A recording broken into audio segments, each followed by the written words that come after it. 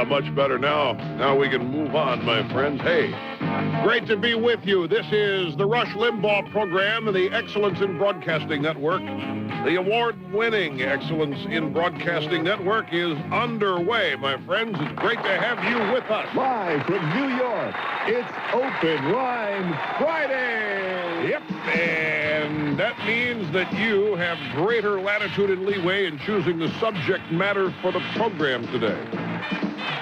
In fact, you know what? I've been thinking of a way to actually describe as briefly as I can how Open Line Friday differs from the rest of the week. And it is this. On Friday, probably the odds are that we will discuss a topic are much better than Monday through Thursday. We don't do topics on this show. We do events. We do things happening now. And we do things that are going to be happening in the future. A lot of other people do topics. We don't do that. But Friday, if somebody wants to call about a topic, we generally are a little bit more flexible and understanding. Not looking good. Snurdly already frowning.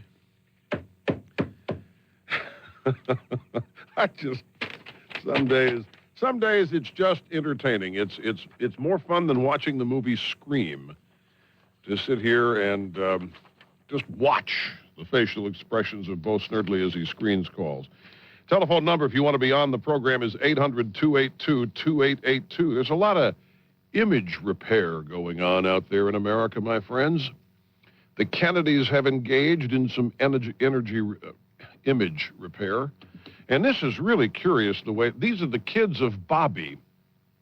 And it is really curious the way these kids, they're adults now, are going about it. They got a big appearance with Ed Bradley on 60 Minutes coming up Sunday night, in which they're basically going to say they can't help being luscious. They can't help being alcoholics. It's in their genes. I will have analysis.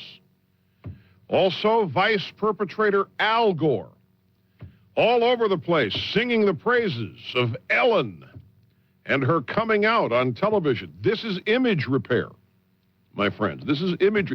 You have to understand Al Gore to understand how this is image repair. But trust me on this, it is. Also, the United States government has decided that we need to spend another $22 to $25 million on the next Teamsters election because if we don't do it, the mob will. HR came to me this morning and said, do you think it's right for the government to spend $22, $25 million on the Teamster election? I said, which one, this one or the last one? Because we spent that much on the first one, too. We're going to spend $50 million on two Teamsters elections, basically to keep the mob out of it. What does that tell you about this election in the first place? Well, the only thing that's missing is Jimmy Carter as the official at the polls to make sure it runs right. The monitor, the election monitor. Also, my friends, John Crudell, writing in the New York Post today. Either of you guys in there read John Crudell? I want you to brace yourselves. The headline of Mr. Crudell's piece is, The Next Market Crash. White House woes will be the cause. I pick up halfway through Mr. Crudell's column and read verbatim. What will touch off the next great crash? My bet is on a political crisis in Washington. Whitewater again? No, not really. What I'm talking about, writes John Crudell, is one of the broadest, quietest investigations of a president in the history of this republic. An investigation that, when it's over, will accuse Bill Clinton of being one of the most corrupt public officials ever. Racketeering could be the biggest charge. President Clinton is in serious trouble, not because he let people sleep in a Lincoln bedroom or because he used the phone in the Oval Office to panhandle. Clinton is in trouble because Kenneth Starr is about to tell Congress that Clinton has long been a crook and has tried desperately to cover it up. unless the prosecutors take a dive. Now, I want you to notice all the outs in this column. That Mr. Crudell has left himself many outs. Let me go back from the beginning here and point one out. An investigation that, when it's over, it's open-ended, will accuse Bill Clinton, will accuse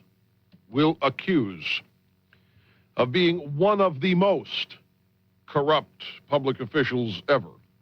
Racketeering could be the biggest charge. None of this is written definitely. An investigation that, when it's over, will convict Bill Clinton. No, it's not said. Racketeering will be the bit. No, that's not written. President Clinton is in serious trouble. Is that really new? Look, I'm not trying to be hypercritical here. I'm just saying this is, how many times have people said these things over the course of the past 5 years, and people get their hopes up, and people think things are actually happening? All right, it's about time. Oh, we're finally going to get this cheater. We're going to get this guy who up till now has appeared to get away with it. Well, nobody gets away with it in America. And then the guy seems to get away with it. Everybody gets mad at everybody else for not doing something about it. So here comes another, this is a tease. It really is a tease. And by the way, let me just say, I respect Crudell. Crudell, I admire him, and he does great work. So don't misunderstand what I'm saying. But you have to read these things very carefully because there are plenty of outs. Well, don't remember, Rush, I wrote that it could happen. For example, I now continue. Unless the prosecutors take a dive, there's another out. That means unless Kenneth Starr decides to fold tent and get on his way to Pepperdine, here's what will happen in the weeks and months ahead. I remember speaking with somebody who claimed to be in a position to know back in May of 1993. Person said Clinton resigns Memorial Day weekend, mark it. How many times has this been dangled, this carrot? I never came to the broadcast and repeated it because I thought it was not true. Then I was told the source of the quote, I doubted it even more, and I'm not going to get into that now, but it was not Larry Klayman of Judicial Watch. It was not him, so don't get all worked up about it. Unless prosecutors take a dive, here's what will happen in the weeks and months ahead. Starr will issue new indictments for wrongdoing by people close to the Clintons. Hillary Clinton's a good bet to be hit with charges, as well as Webb Hubbell and others. Simultaneous with the biggest of these indictments, Starr will issue an interim report to the House Judiciary Committee where impeachment would start. Not will, but would. Again, simultaneous with the biggest of these indictments, Starr will issue an interim report to the House Judiciary Committee where impeachment would start, accusing Clinton of lining his pockets in Arkansas and spending the better part of the last 5 years covering up such things. The timing of these revelations is hard to determine. Starr is aware that the later it gets, the less significant the information, says a source close to the investigation, who, by the way, will only confess to something coming out between now and year's end. So the source close to the event, something's going to come out between. Well, we would hope so. It's about time for Starr to come out with something. He has been at this for a number of years, and it's about time. I read this and I said, this is going to get circulated all over the internet, and a lot of people are going to get their hopes up again here, thinking. And it really, how many? This must be the 20th time I've heard that Mrs. Clinton's going to be indicted. In 4 years? Now, but Crudell is, as I'm telling you, I have a tremendous amount of respect for him, and I don't think he just put his name out there haphazardly. The interim report was finished by Starr's investigators on October 1st. Only some additional wrongdoing by Bill Clinton related to obstruction of justice is delaying its total and absolute completion. The report's being held back from Congress because once it goes to the House, the information becomes public and would jeopardize court cases. Now, back to the original reason for writing the piece, which is this will be the reason for the next stock market crash. So here's the last paragraph. Why should Wall Street care? Well, check out how badly the market behaved when Nixon's presidency was in trouble. Now, add all the unique qualities of today's market bubble, and you'll understand why I, John Crudell, am ready to fill the shoes of Elaine Garzarelli, a primary predictor of market crashes. Garzarelli, of course, predicted the 87 crash, the anniversary of which is coming up when? Anybody knows? Sunday, thank you. Sunday will be the anniversary, 10 years of the big crash. The big crash of 1987. Also, Paul Gigot today, a brilliant piece. What, are you nodding at me or are you nodding at a caller, Mr. Snerdley? We have a brilliant piece here from Paul Gigot in the Wall Street Journal today, documenting by the way, what Gigot's done is what we've done all week here. Just listen to the tapes, listen to what Clinton says, say, hey, it's like Arlen Specter said yesterday, the guy nailed himself. Clinton has nailed himself to the wall here. He has admitted that he commingled hard and soft money and that he, as president, was in charge of what the party did. A clear violation of what? Spending limits. Clinton promises not to spend any more than $37 million in post-convention spending. And they spent hundreds of millions throughout all of 1995, bashing Bob Dole and Newt Gingrich. Clinton wrote the spots, personally supervised them and oversaw them, using Democratic National Committee money raised by all these people that he's thanking in all these films. And it is a clear violation. He's not to do that. You can't use party money to attack candidates by name. And while he didn't specifically do that, the spots left no doubt who he was attacking, the Republican nominee, whoever it was. They rolled the dice it was going to be Dole, and it was. So I'll give you the details of that, the details of the image rebuilding of the Kennedys and Al Gore. And, I mean, there's all sorts of stuff out there today, folks. We have not finished our discussion that we started late yesterday on why it is that celebrity women never get caught having affairs, and why you never see celebrity husbands standing by celebrity women who've cheated on them. You never see it. You see the guys dumping those women after a passage of time. So we didn't get a full discussion yesterday either, and I want to take this up because I know that several of you seasoned citizens out there are still fuming at me today over alleged criticism of me or by me yesterday on the Social Security numbers. I didn't criticize any recipient yesterday. You've got to understand this. I simply pointed out, unless you think you're being criticized by being named as one of 44 million people receiving Social Security, and I'm not doing that. But I'm saying, when we got 44 million people receiving Social Security, and we decide, guess what? We're going to increase Social Security spending next year by $8 billion. And guess what that's going to mean to you recipients? $16 a month. It's a great day in the neighborhood. My point is that when you're going to increase spending $8 billion and individual members receive $16, what does that tell you about the number of people on the program and how it is impossible that in the future this program can provide sustenance for future retirees? It just isn't possible. And so that's not personal criticism of any recipient. I mean, it's a look into the future, and I'm sure there's some people want to have their swipes at me over that. So I gaze here at the official EIB broadcast clock, both the digital and analog versions, and they are identical, so I must take a break. We'll be back with more in a moment. Phone number is 1-800-282-2882. Don't go away. You're listening to the EIB Network.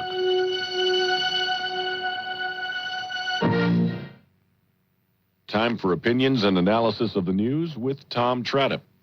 Well, being the consumer-friendly commentator that I am, anytime we have a story that might upset small children or sensitive members of your family, I always put a disclaimer on the commentary, and today is no exception.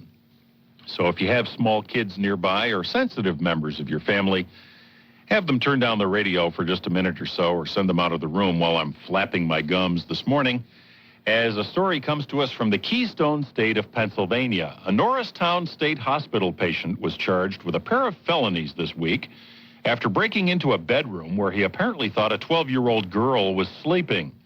I really needed sex badly with the little girl, police said 46-year-old pig and animal Russell William Guth told them as he was arrested for criminal attempted burglary and criminal trespass.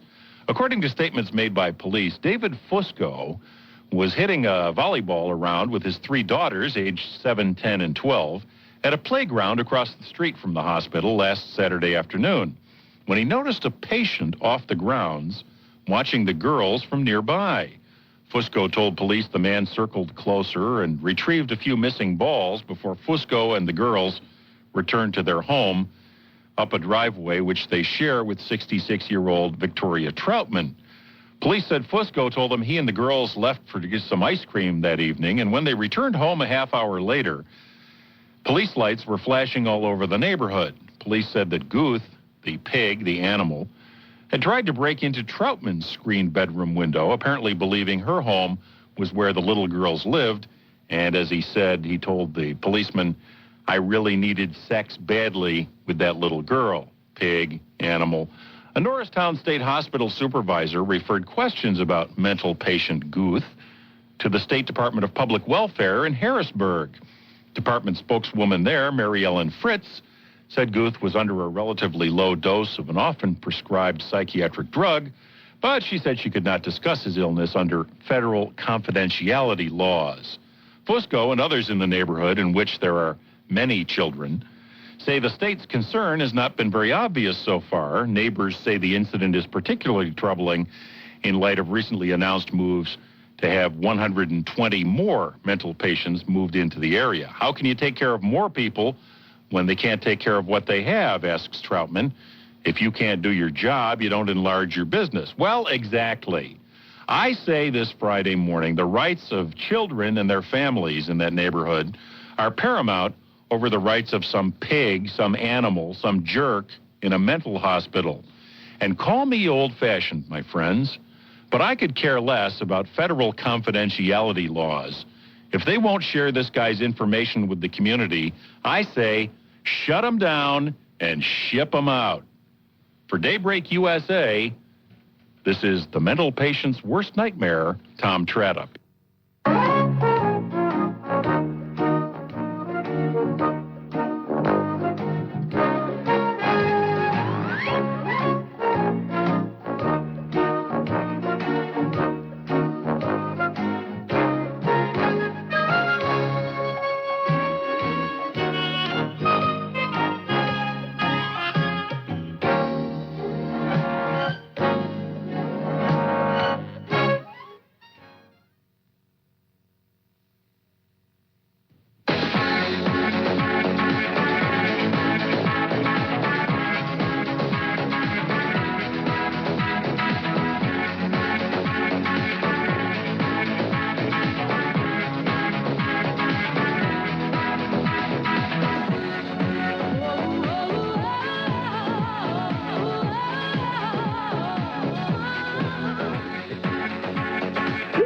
And welcome back to the EIB Network, Rush Limbaugh, and Open Line Friday. Since it is Open Line Friday, I'm going to go to the phones here, and I'm going to co-mingle, ladies and gentlemen, phone calls and exciting broadcast monologue data today, because it is Open Line Friday, and we give the impression that the program is going to be given over and more dominated by the callers than usual, and so to help create and further that illusion, let's go ahead and take a call or two now. Oklahoma City, Joe, you're up first. Welcome to the program. It's an awesome responsibility, you know, being the first call on Open Line Friday. It sets the tone for the whole day. Hey, Mr. Limbaugh, I just want to tell you something, man. You have been a lot of fun to listen to lately. You really have been. It's been with your What is Love, and you're talking about Saturday Night Live and stuff, and you're making a lot of people laugh. And it's been fantastic. Well, that's nice of you to say. Thank you very much. I appreciate it. It's been great. And you're making, you think, sometimes you don't really make contact with people out there and the young, the Generation X's, the 22 and 23-year-olds. Man, I got friends all the time that talk about that stuff on Saturday Night Live. Those guys are cool. They get out there, and they always get bounced around by the pretty girls. And whoever's the guest on the show seems to pick up all the chicks and just snap his fingers. That's right. You know, it's pretty cool. Anyway, I just wanted to say real quick. Newt Gingrich is going to guest host Saturday Night Live this year. Great. He's going to do that, and I hope they do this bit. I'd like to see Newt. I don't know if he can do it. But you think he can get on the dance floor and start dancing? Sure, Newt will do it. I'm absolutely right. He'll do it. That'd be cool. Well, I just wanted to say to you about I read the article in the Wall Street Journal today, too. The stolen election story by Paul Gigot. And you called it a fascinating piece. Now, I wouldn't argue with you about that point at all, but I got to be honest with you, sir. I don't think it's anything you haven't been saying in the last 4 years, you know, in principle.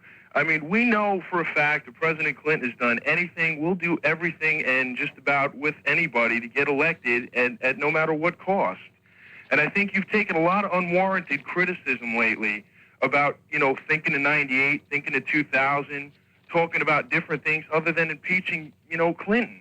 I think you've done better than any other American on this in this country, exhibiting the factors of why he should not be in office. And lately you've said, hey, look, you know, let's get over this and let's start thinking about our future. We've done a lot of damn good things since we've been in office, and I think we should keep doing that. And I think you've been great at it, Mr. Limbaugh. You really have, sir. This guy learns well and learns fast. That's awfully nice of you to say, and I appreciate that. Okay, sir. Well, you have a nice weekend. Now, Joe, before you go, this piece, let's not diminish or minimize the Gigot piece, Gidget, for those of you in Nacogdoches, Texas.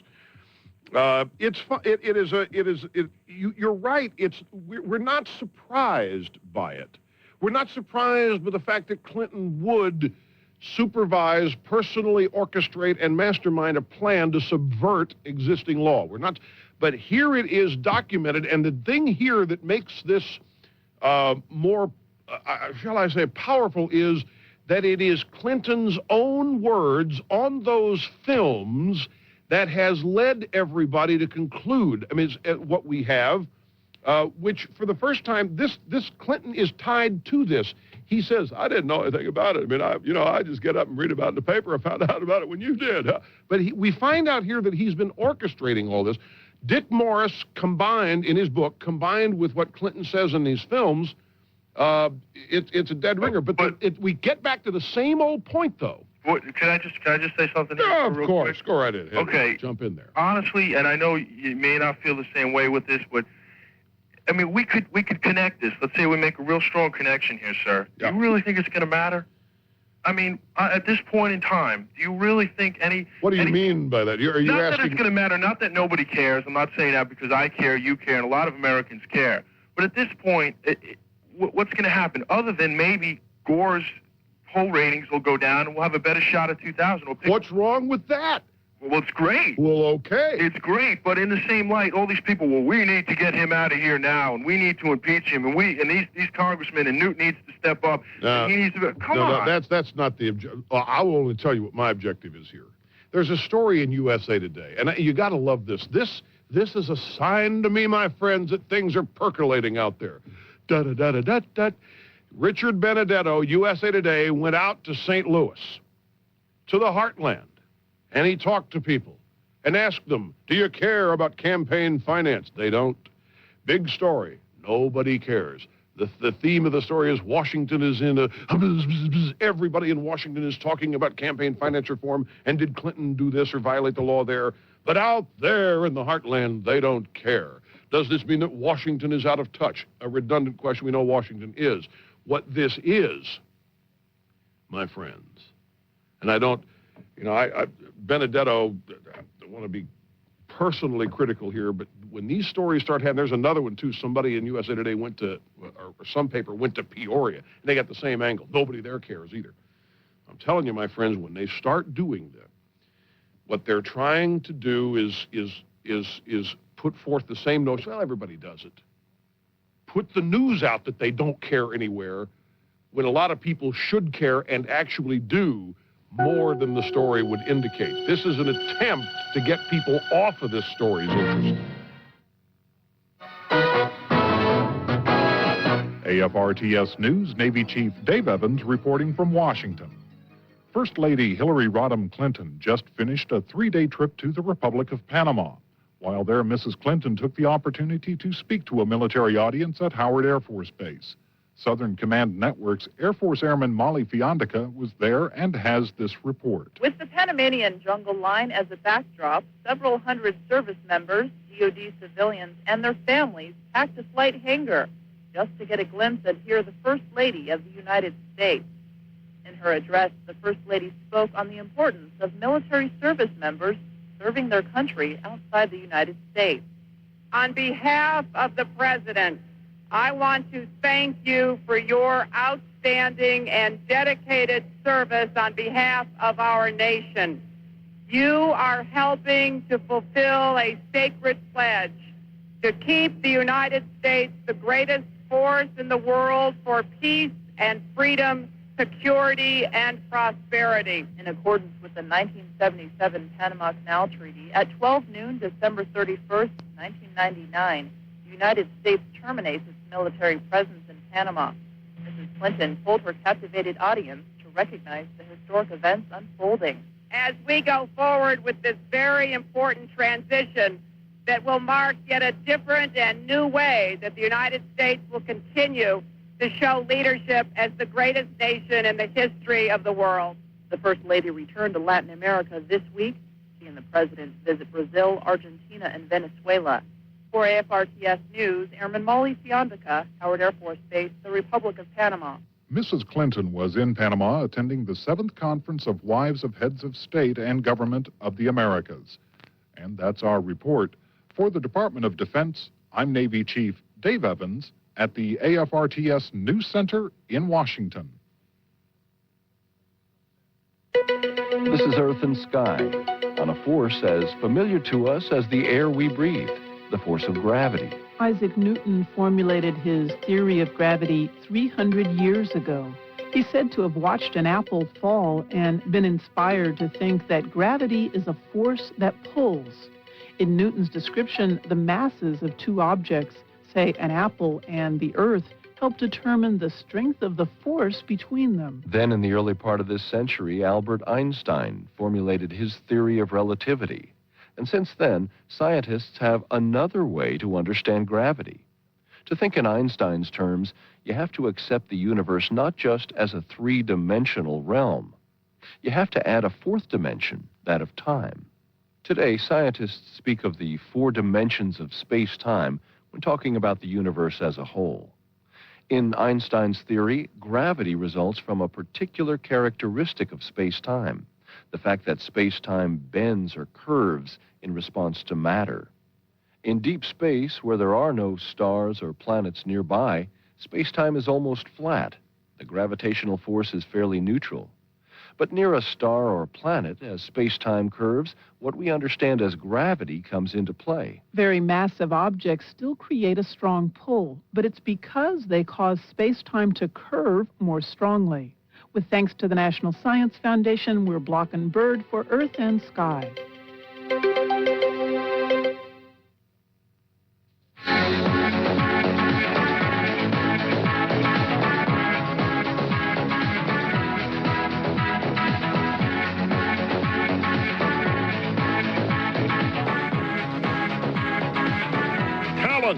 On loan from God. Rush Limbaugh, a man with whom you could and would totally trust your wife or your daughter overnight in a Motel 6 while you're out on business. 1-800-282-2882 is the number. I tell you what, since we've talked about the Gigot bit in the Wall Street Journal, I want to go ahead and go through it here. And then we'll get back to the telephones. To set it up, I want to play you 2 sound bites of the president from these films, talking to these dubious... Get back to the telephones. To set it up, I want to play you 2 sound bites of the president from these films, talking to these dubious people who've raised all this money and contributed to funds which we now know were probably, more than likely, clear violations of campaign spending law. Listen. And then we realized we could run these ads through the Democratic Party, which meant that we could raise money in $20 and $50 and $100,000 lots. So we didn't have to do it all for $1,000 and run down my, what I can spend, which is limited by law. So that's what we've done. You heard a lot of knives and forks and clinking of glasses there. So what he said was, and then we realized that we could run these ads through the Democratic Party, which meant that we could raise money in $20, $50, $100,000 wads. So we didn't have to do it all in that $1,000 increment and run down what I could spend, which is limited by law. So that's what we've done. He's admitting it right here, my friend. This is a tantamount admission that they went around campaign spending laws, $100,000 wads, so we didn't have to do it all in those $1,000 increments. Here is the president talking about this. They called this the media fund. Now, on the media fund, let me just say that I want to thank everybody who's done so much work already to help do that. One of the reasons this campaign is winning today is that between 25 and 45% of the country, nearly every week, for more than 6 months now, has heard what we think the message is. Unresponded to, by the way, unreplied. Did you catch that, Mr. Snerdley? Could you understand what he said? He said one of the reasons this campaign's winning today is that between 25 and 45% of the country, nearly every week for 6 months now, has heard what we think the message is. He has used money intended for the Democratic National Committee. He's taken that money and used it himself to propel his own candidacy. That is not legal. It violates, among other things, the hard and soft money commingling statutes, plus election law, plus it also it violates spending limits. There's another quote that Gigot has in his piece from Clinton. The fact that we've been able to finance this long-running, constant television campaign has been central to the position I now enjoy in the polls. This is May 21st, 96. And to the extent that those ads were financed with illegal money, Mr. Clinton stole the election, writes Paul Gigot. Stole the election. Now, in Soccer Momville, okay, so he stole it, but is that wrong? Well, it is. I mean, that's the question, isn't it, today? Yeah, he stole it, but he had to. Those Republicans were taking over. At any rate, let me continue with Gigot's point. Clinton's words confirm that the case already laid out by Dick Morris, both in his book and in his Senate deposition. Quote Morris, in my opinion, the key to Clinton's victory was his early television advertising. There's never been anything even remotely like it in the history of presidential elections. That's for sure. None of this came cheap, my friends, which is where the law breaking comes in, writes Paul Gigot. Keep in mind that in return for accepting taxpayer campaign funds, Mr. Clinton promised to limit his campaign spending before the 96 conventions to about $37 million. But this wasn't nearly enough to pay for what Dick Morris had in mind. Clinton's insight and his law-breaking, right, Paul Gigot, was that he could use soft money to finance TV spots that were technically paid for by the DNC, but in fact were masterminded by and run on behalf of himself. Such coordination is illegal, and it is wrong. Soccer moms, it's wrong. But Mr. Morris describes Mr. Clinton's role on page 144 of his book thus, quote, every line of every ad came under his informed, critical, and often meddlesome gaze. Every ad was his ad.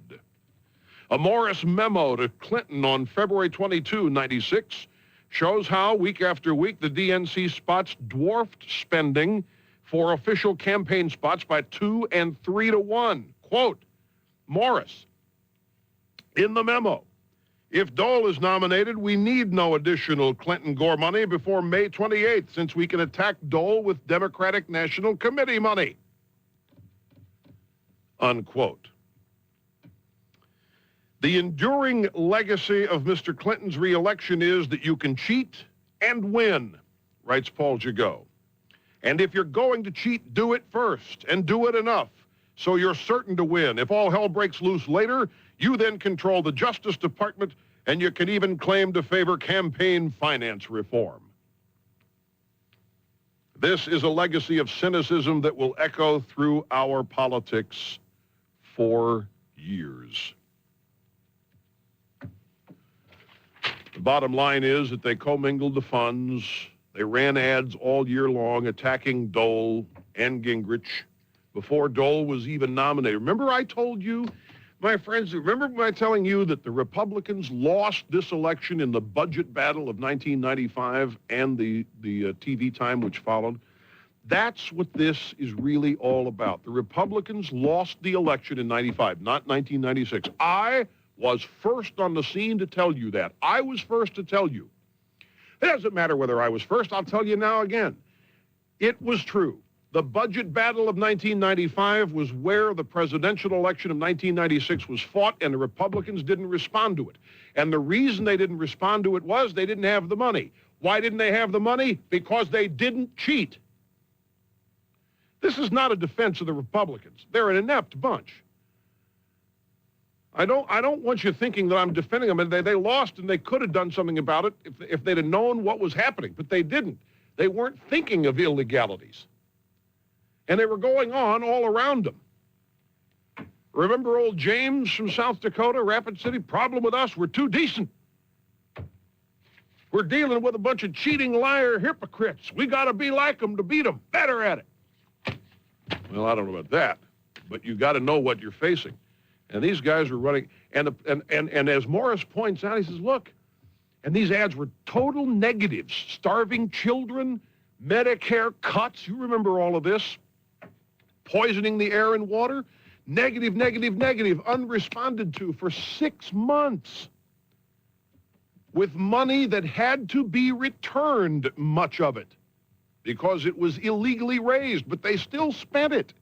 You understand? We were asking all this time, how did they, if they had to spend them, if they had to return the money, what are they returning it with? Because they didn't have any money left.